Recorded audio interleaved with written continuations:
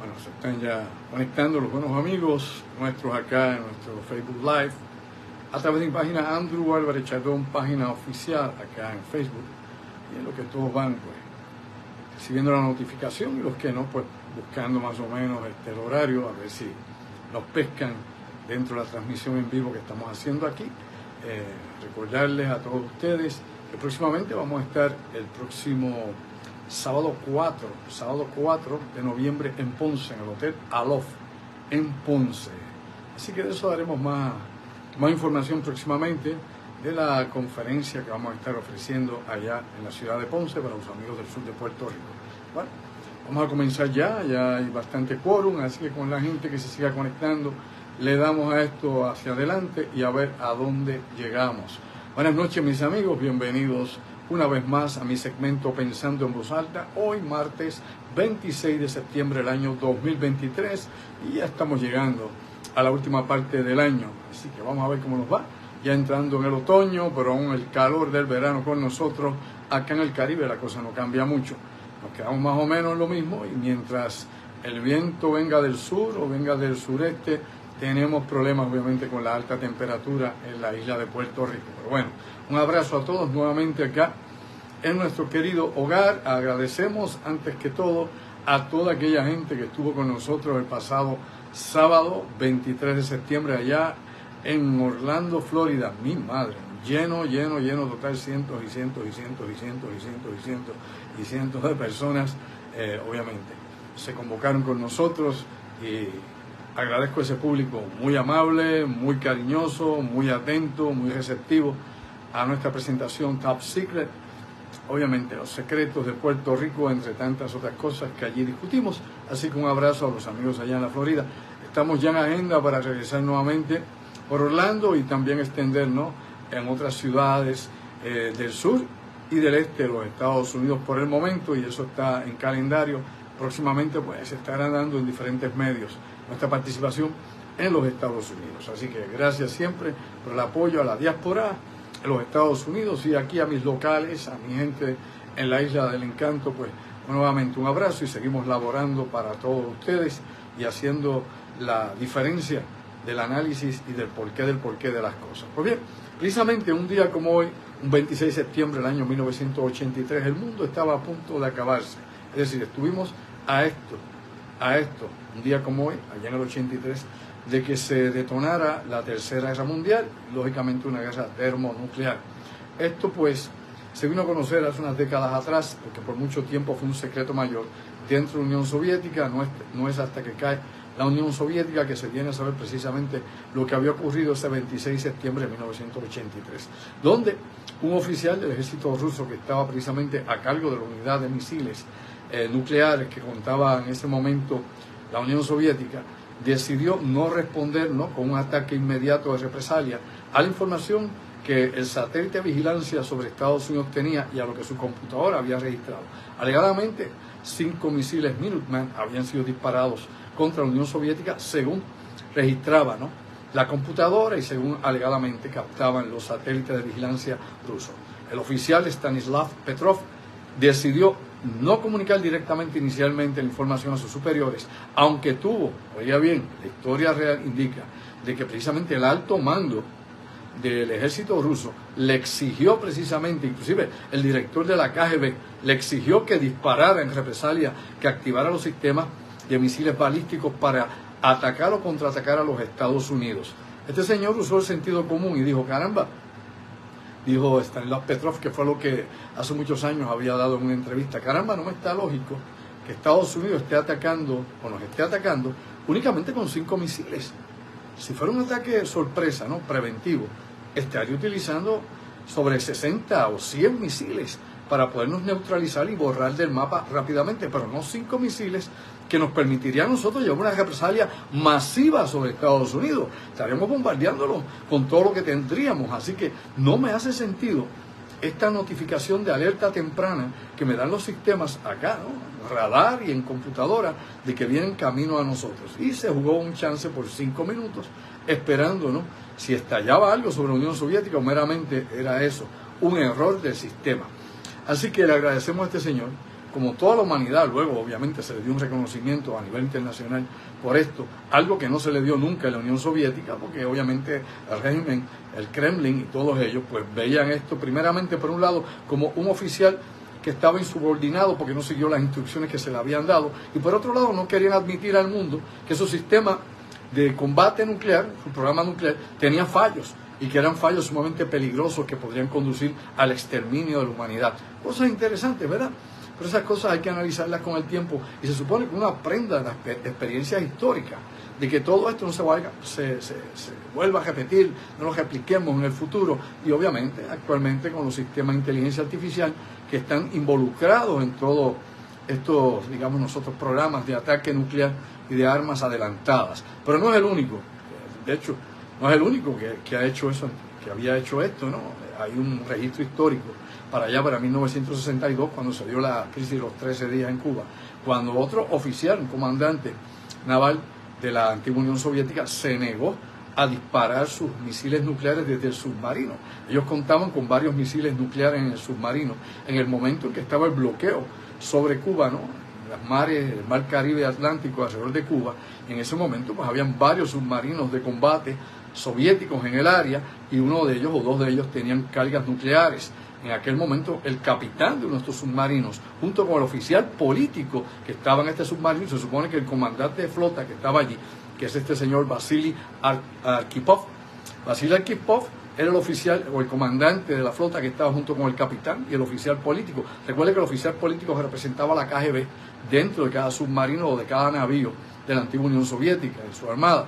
Pues él se negó a hacerlo, no quiso hacerlo, dijo que no, porque hace falta pues obviamente esos tres oficiales estuvieran de acuerdo en aquel entonces, para entonces iniciar un ataque directo con armas nucleares. No hacía falta revisar nada ni buscar ninguna autorización en el Kremlin ni del primer ministro soviético en aquel entonces. Pues él se negó a llevar a cabo el ataque. Estados Unidos estaba obviamente tirando cargas de profundidad cerca, no para destruir los submarinos, sino les radiaba para que salieran a superficie, obviamente. Y lo mejor que hizo fue no llevar a cabo el ataque, porque mientras esto sucedía, obviamente habían unas reuniones ya para sacar los misiles nucleares que habían en Cuba, ya en ese sentido, sacar los misiles que habían en Turquía, que tenían los Estados Unidos, los Saturnos que tenían allá, y por otro lado ya Nikita Khrushchev y John F. Kennedy habían llegado a un acuerdo, sin necesidad de la guerra, sin necesidad de apuntarse con las armas nucleares.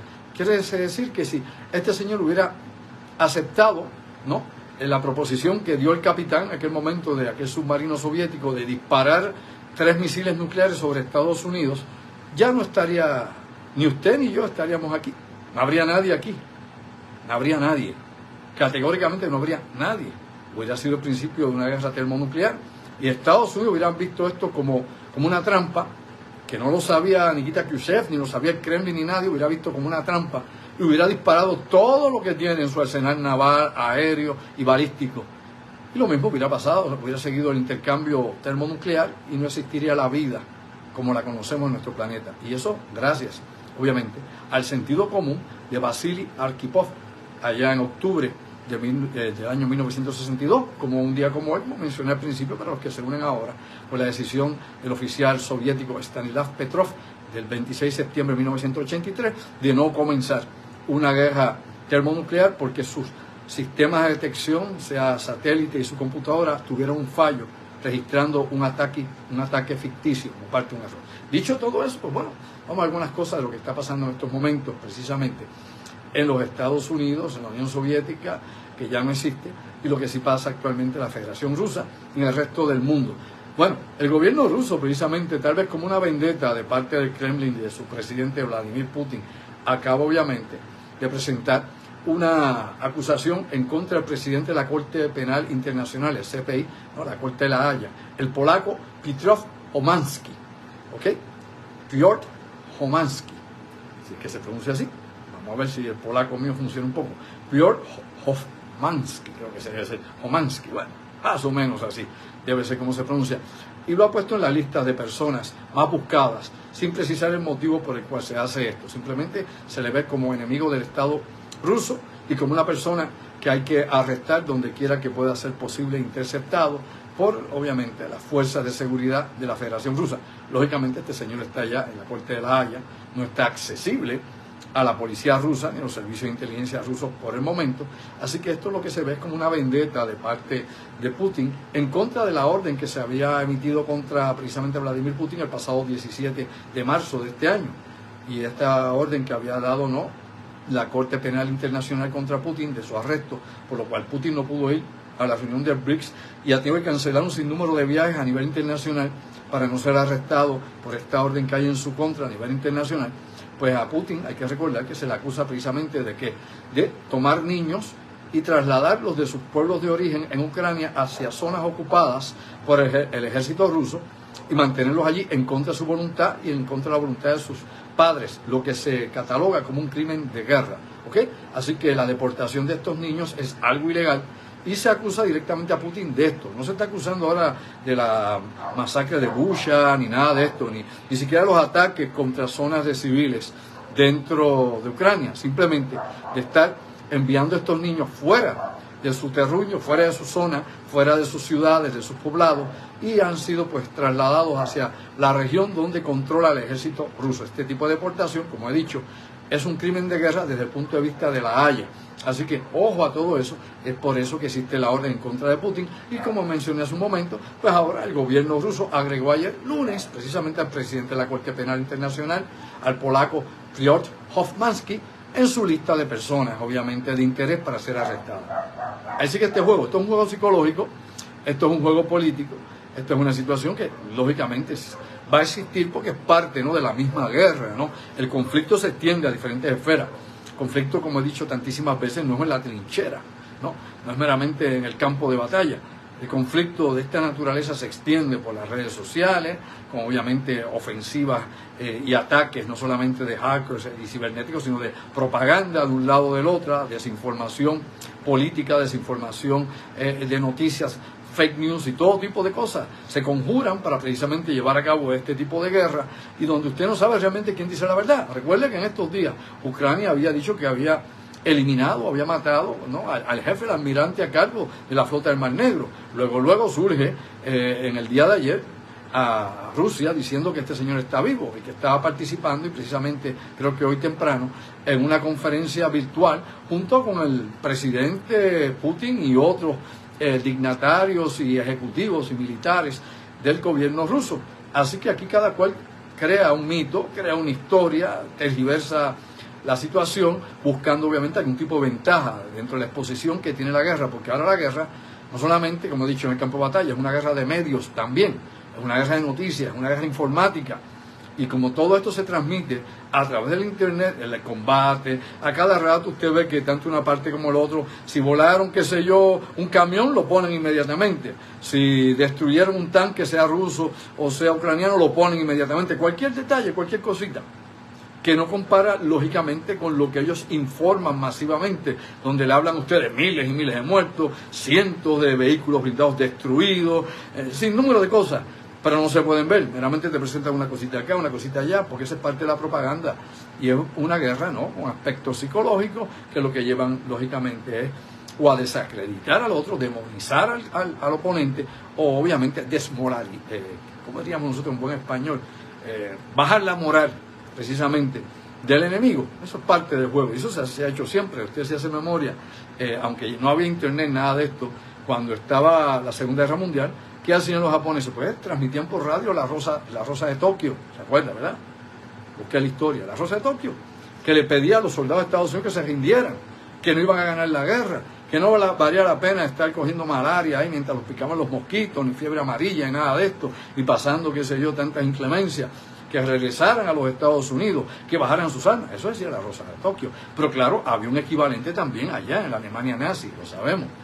La Alemania nazi, específicamente cuando invaden Italia y siguen el movimiento para tratar de tomar Francia más adelante, los alemanes tenían también en Berlín el equivalente a la Rosa de Tokio. Y esta le pedía en inglés, le hablaba a los estadounidenses, le hablaba a los afroamericanos, a los soldados afroamericanos que estaban en el frente de la Segunda Guerra Mundial, de que se rindieran, que soltaran las armas, que el blanco lo explotaba, que lo estaban usando como carne de cañón, etcétera, etcétera. Bueno, era verdad, pero lógicamente aquí lo que se hacía era exagerar la cosa, obviamente tergiversarla o sacarla de contexto, para tratar de incomodar a los soldados afroamericanos, los soldados negros del ejército de Estados Unidos, que se veían obviamente discriminados dentro del gobierno, dentro del ejército y en todas partes de la nación, y que dejaran de pelear a favor de Estados Unidos y los aliados en la guerra. Claro, no funcionó. Igual pasaba con Corea. En el conflicto del año 50 en Corea también ocurrieron cosas muy similares. Hubo uno que otro soldado que sí desertó y se fue a Corea del Norte y que se casaron allá, tuvieron hijos, por lo menos hay un par de ellos que tuvieron hijos por allá arriba, allá en la tierra de Kim Jong-un. Bueno, dicho todo eso, y esta información la liberó precisamente, ¿no?, las agencias estatales de noticias TASS y RIA Novosti, que son las dos que tienen las noticias que da el Kremlin directamente, y esta orden de arresto, pues, contra precisamente del juez y el presidente de la Corte Internacional de La Haya. Cosas de la vida. Bueno, por otro lado, según informa el Departamento de Salud de la Ciudad de Nueva York, la crisis con el fentanilo continúa grave. La crisis, obviamente, por opioides en la ciudad de Nueva York mata a un neoyorquino cada 3 horas. Lo sabía. Cada 3 horas muere una persona en la ciudad de Nueva York por una sobredosis con opioides. ¿Okay? Y la situación del fentanilo ha llegado a niveles incontrolables en lo que va del año en la ciudad de Nueva York, para que usted tenga una idea. Ya han muerto 3.026 personas hasta este momento. Probablemente ya han muerto 2 o 3 más de sobredosis. 3.026 personas por sobredosis con fentanilo, inclusivamente, no heroína, no, qué sé yo, polvo de ángel, no LSD, ninguna otra cosa, con fentanilo. Y usted sabe, obviamente, todo el debate internacional que hay con esto y las acusaciones que hace desde la DEA y Casablanca, el Congreso, contra México por el tráfico de fentanilo y los carteles de droga como el de Sinaloa, que está bien metido en este tráfico por la frontera con el fentanilo, y la intervención de China, obviamente, distribuyendo los químicos allá en China, exportándolos allá a México, desde China a México, para que allá pues se procesen y se puedan introducir a los Estados Unidos. Todas estas son guerras secretas, lo sabes, se llaman guerras subterráneas. Y esta guerra subterránea se ha usado también anteriormente. Y tú tienes que seguir drogando y de alguna forma intoxicando y envenenando a la población de los Estados Unidos. Y esto es importante que sepamos que la mayoría de los que han sufrido sobredosis en la ciudad de Nueva York son los afroamericanos, son los negros. Y luego de ellos los hispanos, puertorriqueños, dominicanos, guatemaltecos, mexicanos, etcétera. O sea, los más que están muriendo por sobredosis son los negros en la ciudad de Nueva York, y luego los latinos o los hispanos en estos momentos en que yo le hablo a usted. Estos son los números que da el Departamento de Salud de la ciudad de Nueva York, que sigue esto monitoreándolo continuamente, y que la situación, claro, es crítica con el fentanilo, y que obviamente los registros son de sobre 700 muertos diarios en los Estados Unidos, lo sabemos, sobre 700.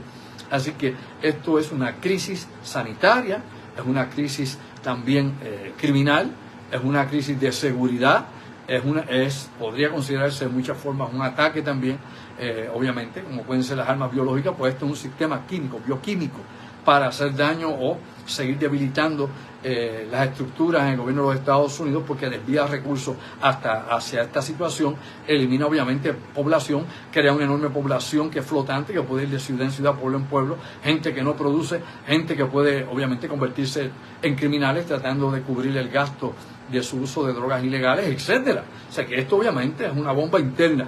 Y si usted entiende esto y lo ve en el panorama, obviamente, de estas guerras secretas, se da cuenta cómo es el asunto. Y obviamente, cuando uno busca el trasfondo y empieza a buscar históricamente cómo se ha hecho esto anteriormente, y si Estados Unidos lo ha aplicado también con otros países, va a encontrar que incluso no solamente está sucediendo contra Estados Unidos o ha pasado anteriormente contra Estados Unidos ha hecho lo propio también contra otros países, ¿no?, exportando drogas a otros países o desviando cargamentos hacia países en particular que quiere inestabilizarlos, ¿no?, que quiere desestabilizar el país, el sistema y todo lo que hay. Así que esto es bien importante, es bien interesante que le demos la línea, porque esto más allá de lo aparente. No es tan fácil ver una noticia, usted escuchar por ahí analistas hablando simplonamente sobre el asunto o cantinfladas, sino que usted tiene que ver que todas estas cosas tienen unas razones más profundas, más allá de enriquecer a unos mafiosos o a unos carteles, a unos individuos, a unas organizaciones. Hay mucho más que eso en estos momentos, y Estados Unidos obviamente es un blanco militar, y todas las guerras posibles se están llevando. Incluso en el libro de la guerra chino se habla de que en una guerra total todas las cosas se funcionan, todas las cosas se fusionan y todas las cosas funcionan.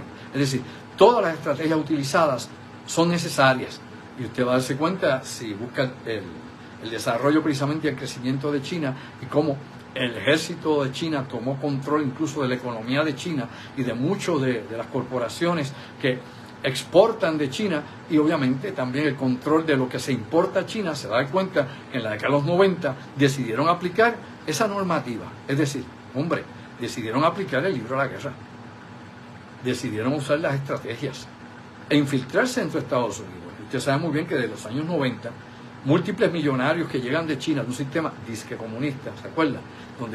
Que de hecho, busque información, China es el país que más millonarios produce. No es Estados Unidos, hombre, ¿quién le dijo eso a usted? Es China, no es Japón, no es Corea del Sur, no son los países, el resto de los países del G7, es China. Precisamente el país que más millonarios produce en el mundo en estos momentos, despierta, durmiente. ¿Y dónde van esos millonarios? A Europa. ¿De dónde van esos millonarios? A Estados Unidos. ¿Y qué hacen en Europa y en Estados Unidos? Compran propiedades, compran inversiones. Por eso usted recuerda que hace unos años atrás, aunque ya no se habla prácticamente de eso, la deuda de Estados Unidos la controlaba China. La había comprado China. ¿Es o no es así? Y que ha exigido que Estados Unidos se la pague en oro, no en bienes y servicios. No, caballero, no. Ni en commodities. ¿Quién le dijo eso a usted? ¿En qué? En oro.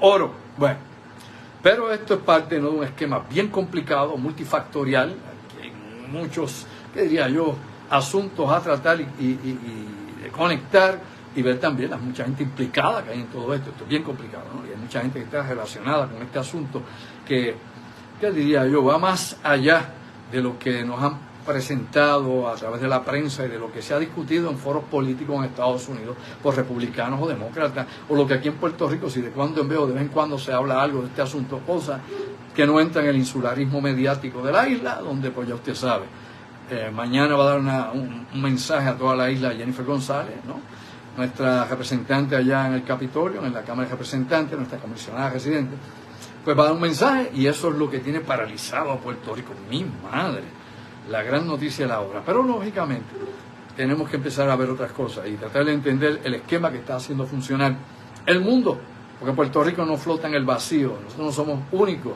no somos el meollo del universo, somos meramente una cosita más en un océano de seres humanos donde no sonamos sino de cuando en vez o de vez en cuando en algún lugar, y que la mayor parte del planeta ni siquiera sabe que existimos. Lo sabe, ¿verdad?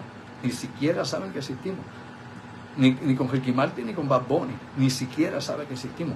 Mire qué cosa, a través de eso hay que conocer a la isla. Bueno, dicho todo eso, y esta situación que obviamente es grave, ¿no?, y que la muerte por fentanilo se concentra más bien en personas de edad madura, ¿no? Cuando tú vienes a buscar la edad, o por lo menos el promedio que nos dan las estadísticas en Nueva York, esto hay que obviamente confirmarlo con ciudades como San Francisco, como Los Ángeles, que tienen ese problema también grave, y otros lugares más, Pensilvania, que la cosa está terrible allí, New Jersey, olvide y vive. Bueno, habría que verificar si las edades allá son similares a las edades de sobredosis que se detectan allá en la ciudad de Nueva York. La mayoría de las personas que mueren por sobredosis van de 55 a 64 años de edad.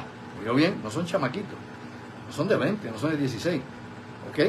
De 55 a 64 años de edad, la mayoría. Y luego el segundo grupo que cae aquí es de 45 a 54 años. Estamos hablando de gente madura, gente que ha estado pasando, ¿no?, que ya pasó básicamente su juventud, gente que todavía está en edad productiva, pero por alguna razón han caído obviamente en este vicio.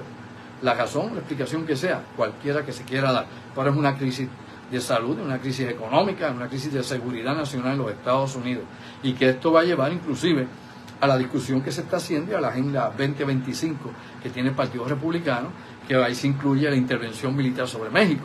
Y hay cosas que hay que saber muy bien sobre esto. Hay que entender cómo que se mueve, se bate el cobre. Esto no es tan fácil como decir, son grupos terroristas, vamos a mandar los Navy SEALs, como hacíamos en Colombia, vamos a mandar, qué sé yo, los Delta Force, y vamos a darle para abajo a esta gente. No, estos grupos son bien grandes y están en su territorio y tienen ramificaciones en los Estados Unidos. O sea, un team, ¿no?, de Navy SEAL no va a resolver absolutamente nada, ni tampoco un team de Delta Force, ni boinas verdes, lo que usted quiera enviar. Por eso es que es complicada la situación. Estamos hablando de organizaciones que son mini ejércitos, ¿ok?, una unidad de combate, y que tienen gente en todas partes, tienen gente en Estados Unidos también. Y si se van amenazados así, sepa usted, van a llevar a cabo ataques de represalia dentro de Estados Unidos, equivalente a los ataques de los yihadistas terroristas, lo sabía, igual que los terroristas yihadistas, Esto por eso es que Seguridad Nacional e Inteligencia de Estados Unidos está moviendo esta situación de una manera sumamente poco a poco, ¿no? Buscando detalles con pinza a ver qué se hace. ¿Por qué? Porque inclusive uno de los problemas políticos que habría, para que piense más allá de lo aparente, es que si usted declara a los carteles de droga organizaciones terroristas como Al-Qaeda o Estado Islámico, cualquier organización, cualquier grupo o cualquier gobierno que en alguna medida se pueda probar que apoya a estos carteles va a ser vista como enemigo también y va a ser un blanco militar, lo sabe, ¿verdad que lo sabe?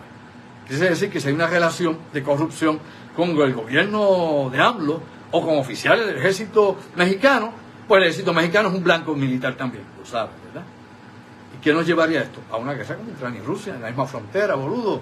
Pero aún peor, porque todos en Estados Unidos, la mayoría se queja de que el estatus de los indocumentados es una cuestión que no se ha arreglado en Estados Unidos, que no hay un control de fronteras eficaz y que siguen entrando indocumentados día y noche, y que hasta este momento pues, ha habido un detente para tratar de controlar, ¿no?, a nivel legal, la entrada de indocumentados y su residencia en Estados Unidos. Pero, ojo, oiga, para que sepa algo de algo, si se declaran terroristas a estos carteles, ¿qué estaríamos haciendo? Abriéndole la puerta a todos los refugiados de México que quieran entrar a Estados Unidos. ¿Y por qué? ¿Quiere saber por qué? Elemental. Porque serían refugiados políticos, huyendo de grupos terroristas, como ha pasado con afganos, como pasó con vietnamitas, como pasó con mucha otra gente y con iraquíes. Y obviamente van a pedir asilo, porque estamos peleando contra grupos terroristas y tal vez el Estado narcoterrorista, así que todos los que quieran entrar a la nación americana van a pedir asilo político. Y eso lo saben en el Congreso ya, y eso lo sabe la inteligencia de Estados Unidos, lo sabe Casablanca. Por eso inclusive desde la época de Trump, que estaba bien agitado con eso y que quería meterle mano, ¿es o no es así? No lo quería hacer, claro, y lo dijo no una vez, ni dos, ni tres. No se hizo, porque hay consecuencias políticas. Y vamos que la medicina va a ser peor que la enfermedad. Así que estas cosas hay que analizarlas con cerebro, no con la boca, o que yo sé lo que no sé, y decir disparate. Y ni ser fanático de lo que no se sabe. Así que esto lo tocan con pinza, es muy delicado. Obviamente le cortas la cabeza a la serpiente o le cortas el rabo. Tienes que ver cómo lo vas a trabajar. Pero lógicamente estamos en una guerra de estas, nuevamente, guerra subterránea, una guerra secreta, que está perforando Estados Unidos. Y que tiene que ver cómo la puede evitar. Y recuerde, como dije hace un momento, los chinos comprando en Estados Unidos propiedades, comprando bonos del gobierno, que de hecho hace unos años atrás, cuando vinieron, ¿no?, las sanciones y cuando ocurrió toda aquella cuestión de la guerra de los fletes y toda aquella cuestión de los impuestos, etcétera, etcétera, que Trump impuso sobre China, China decidió no comprar más bonos del gobierno de los Estados Unidos. Verifique, decidió no hacerlo. Así que ha habido cosas que han cambiado de allá para acá, pero obviamente hay otras repercusiones de las cosas que podrían pasar en estos momentos. Otra situación con la que voy a cerrar ya, porque estoy pensando en voz alta, esto no es la otra realidad, pero como siempre damos aquí un segmento y tratamos de dar algo sustancioso, ¿no? Podamos sacar la esencia de lo que decimos, no meramente aquí dar una noticia o leer una noticia, porque para eso usted pone, qué sé yo, váyase a internet, leer una noticia, el análisis, obviamente traer la noticia y traer un poco más de trasfondo es lo que hace importante este segmento, distinto y diferente. Ahora, lo que voy. Por ejemplo, usted sabe el terremoto que hubo lógicamente allí en Turquía, fue terrible, ¿no? Lo que pasó, sobre 50.000 muertos en aquel terremoto de Turquía. No estoy hablando del terremoto allá en Marruecos, estoy hablando en Turquía. Y todos recordamos que esto fue un desastre, donde la ingeniería falló, donde se descubrieron que había un fallo de construcción, donde sabemos que el gobierno no hizo lo suficiente para supervisar la obra de construcción de casas y edificios, etcétera, etcétera. Donde se han encarcelado ingenieros, arquitectos y se han matado en la calle también. La gente se ha tomado la justicia en las manos, asesinando a personas que supuestamente y alegadamente pues habían estado a cargo de construcciones. Bueno, la situación es que no únicamente hubo esa devastación, sino que en estos momentos hay una crisis ambiental en Turquía. Oiga, y oiga bien. ¿Y cuál es la crisis ambiental en Turquía? Bueno, la crisis ambiental en Turquía tiene que ver con una sustancia que se llama amianto. Usted sabe lo que es el amianto, ¿verdad? Sí, usted conoce el amianto. El amianto es el asbesto, se le llama amianto, el asbesto. Y el asbesto, obviamente, que parece, como usted lo ve en un microscopio, parecen muchas fibras de cristal. El asbesto está en la mayor parte de las construcciones que se derrumbaron durante el terremoto en Turquía y ahora están demoliendo lo que quedó. ¿Qué pasa? Pues están liberando asbesto por todas las ciudades y los pueblos, ¿no?, hay en Turquía, donde obviamente el terremoto devastó. ¿Y qué pasa? La gente que ha sobrevivido, que está por la zona, está respirando el polvo fugitivo que llega de la demolición. Ese polvo fugitivo, pues se respira. Cuando usted respira asbesto, obviamente es un carcinógeno. Y este carcinógeno, pues, lo va a matar. O sea, asbesto es peligrosísimo, es letal. Y ahora está en cantidades industriales en todo el medio ambiente, donde se dieron los epicentros de estos terremotos y donde murió toda esta gente por el temblor de tierra. Pues ahora tenemos el asbesto allí haciendo su trabajo. Aquí en Puerto Rico había escuelas que estaban hechas con asbesto y edificios que estaban hechos con asbesto, porque se construía antes con el asbesto, y aquí inclusive urbanizaciones hechas con asbesto, lo sabemos, ¿verdad?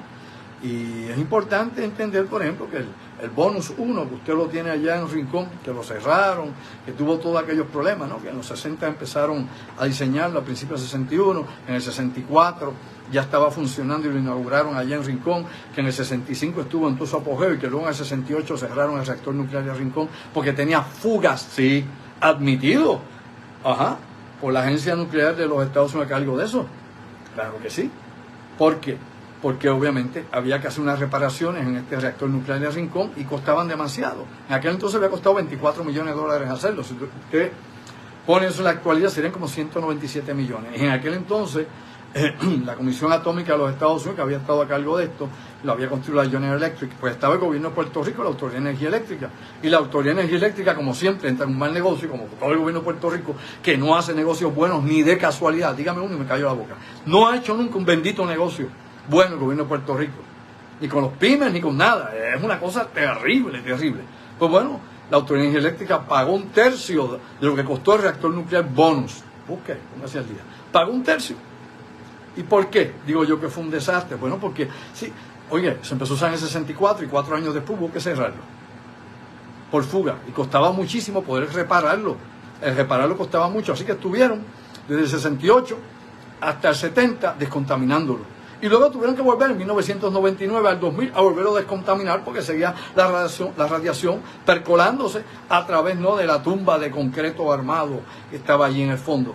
Y que en la actualidad está cerrado. Y recuerde usted que en la época de Pedro Rosselló, el doctor Pedro Rosselló, el papá, ¿no?, habían designado un museo de la energía para los niños de Puerto Rico. Y el problema es que usted hace una evaluación ambiental y de calidad y de seguridad dentro de esta esfera, porque una esfera, aunque usted lo que ve es una cúpula afuera, ¿no?, usted lo que ve es parte de la esfera, que es la que está en superficie. Ahí usted tiene, pues obviamente, ha habido todas estas revisiones y limpiezas por radiactividad, lo que quiere decir que cada cierto tiempo va a percolarse la radiación, porque sepa usted, la radiación con el tiempo fluye, flota, busca, es como la electricidad que busca el área de menos resistencia. La radiación a la larga vence el plomo, lo sabe, ¿verdad? Por eso las placas de plomo hay que cambiarse a las máquinas de rayos X cada cierto tiempo. La radiación vence el concreto. Pregúntale a Chernobyl porque tuvieron que hacer la cubierta nueva. ¿Es o no es así? Así que cada cierto tiempo la radiación va a empezar a fluir. Por eso hay que estar haciendo cada cierto tiempo, anualmente o cuando sea, un registro y un examen de los niveles de radiactividad en el bonus. Luego ahí usted tiene concentraciones de mercurio, plomo y asbesto. Tin, marín, de los pingües, cúcara, mácara, títere, fue. ¿Cuál quiere para su hijo? Para que visite el reactor nuclear. Ninguno de ellos despierta durmiente. Pues hay que ver más allá de lo aparente y saber de qué se habla. Aquí en Puerto Rico mucha gente habla, pero no han ido precisamente al fondo del meollo a buscar la documentación que está relacionada con la investigación que se hace en ese lugar y el por qué todavía no se utiliza. De vez en cuando, en vez se le abre a alguien que pide permiso a la Autoridad de Energía Eléctrica, que ya no está aquí en Puerto Rico ni para pool ni para banca. Vamos a ver si ahora es Genera quien tiene ese reactor o en manos de quién cae.